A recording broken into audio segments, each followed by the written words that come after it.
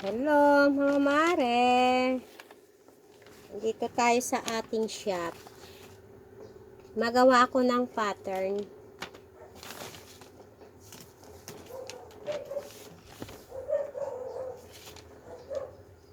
Magawa ako ng pattern ng damit. Kumusta mga Mars? Dito tayo sa ating shop. Pakita ko pala muna sa inyo ang aking shop. Ayan. Hindi ko pa siya naaayos mga Mars. Kasi busy pa tayo. Laging busy. Papakita ko muna sa inyo yung labas. Ayan. Ayan yung ating labas. Ayan. Mataas na yung araw. Ayan. Wala akong kasama. Mag-isa lang ako. Pero okay lang. Ganun talaga buhay. Diba? Tapos, ayan. Naggagawa ako ng pattern. Kailangan natin matapos itong ating ginagawa. Kumusta na kayo mga Mars? Thank you, magpapa-thank you pala ako sa aking mga sa aking mga followers. Thank you sa inyong support, sa pag-follow nyo, sa pag-like and share. Thank you. Ayan. Naggagawa ko ng pattern para sa isang dress. Kita nyo guys. Kita nyo mga mare. Ayan. Itong gawa ko, kailangan ko to matapos. Nahanap ko yung aking yung aking yung pang armhole. Makita. Ayan. Tapos, kailangan natin itong mayari, Mars. Kaya, inaano ko din. Minamadali ko din na matapos. Kasi, hanggat hindi ito natatapos, yung isip ko, hindi rin, lagi kong iniisip. Ganito ako pag yung marami akong gawa. Lagi ko siyang iniisip. Maagang nagigising. Ganun. Kailangan natin itong French curve. Ayan. Ito. Para dito sa yung pinakaano niya. Ayan o. Ayan.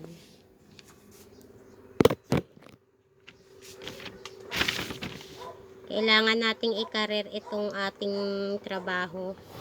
Ito yung trabaho natin sa ibang bansa. Ang gumawa ng gown. Shout out sa aking mga customer. Thank you. Ganyan lang siya guys. I-follow nyo ako sa aking FB, Facebook, mga Mars.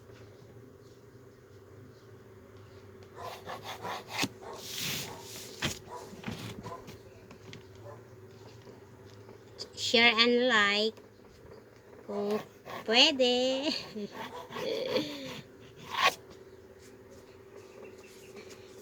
Ito yung ginagawa natin araw-araw. Ito yung bumuhay. Nakakatulong din kasi hindi lang din naman ako eh.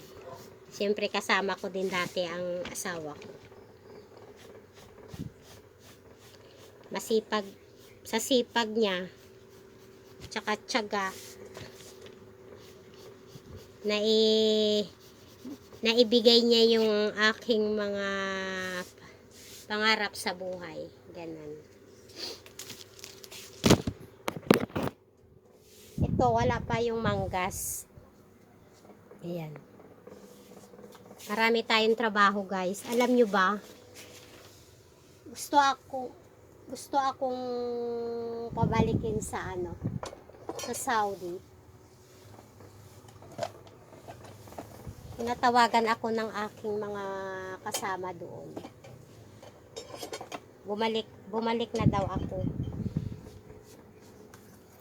Kaya lang, hindi naman ako shout out pala sa aking madam dyan sa Riyadh. Madam Monera, shout out. Assalamualaikum madam. At sa aking mga kasama dyan sa Maskal Minu. Yan yung aking shop sa Riyadh, sa Saudi. Shout out sa aking mga mababait na mga kasama dyan. Thank you. Isip-isip muna ako pag kung babalik ako. Kasi alam nyo na, walang maiiwan dito sa aking mga junakis. So bagay, malalaki na yung mga anak ko. Hindi na nila kailangan ng ano ko. Marunong na silang mag-alaga sa sarili nila. Ganon. Kaya nagbibisi-bisihan tayo lagi sa ating trabaho. Alam nyo ba mga Mars, mababait yung mga kasama ko sa Saudi. Kasi hindi ako tatagal pag hindi mababait yung mga kasama ko. Kaya shout out Ate Mila, sa lahat mababait. Maring Mean, Ate Gina, si Rim. Ilang taon na rin akong nag dito sa Pilipinas. Nag-stay. Pero yung mga kaibigan ko na nasa Saudi, alala pa rin naman nila ako. Ayan guys. Tatabasin na natin yung pattern.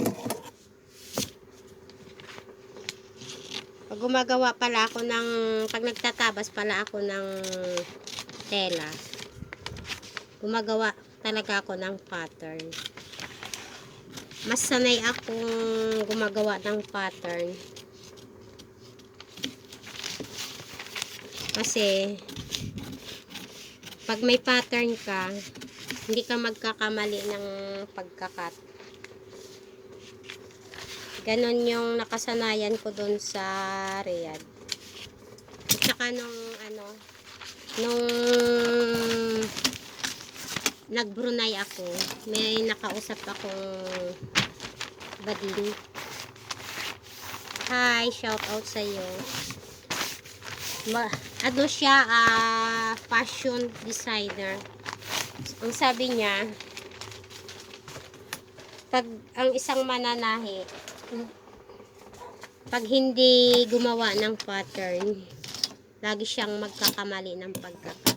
Kasi sa pattern, dito mo siya i-adjust kung ano yung kailangan mong i-adjust. Makikita mo yung ano niya. Makikita mo yung difference niya. At higit sa lahat, pag may mga design, doon mo siya i-drawing sa pattern. Para pag nag-cut ka, doon mo na lang siya susundan.